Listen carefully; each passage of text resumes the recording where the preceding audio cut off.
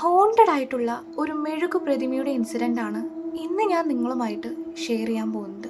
ഈ ഒരു ഭയപ്പെടുത്തുന്ന സംഭവം നടക്കുന്നത് മെക്സിക്കോയിലെ ഒരു മ്യൂസിയത്തിലാണ്.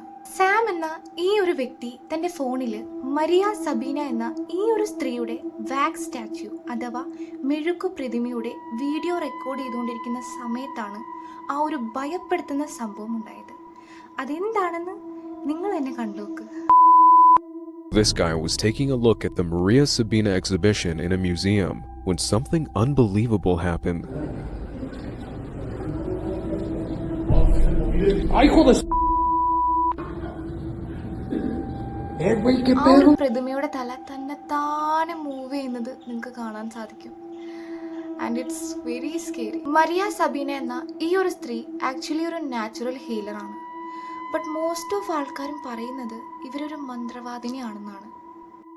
അപ്പോൾ അത്രയേ ഉള്ളൂ. വീഡിയോ ഇഷ്ടപ്പെട്ടിട്ടുണ്ടെങ്കിൽ ലൈക്കും അതുപോലെ തന്നെ സബ്സ്ക്രൈബും ചെയ്യാൻ മറക്കല്ലേ. Thank you for watching and bye bye.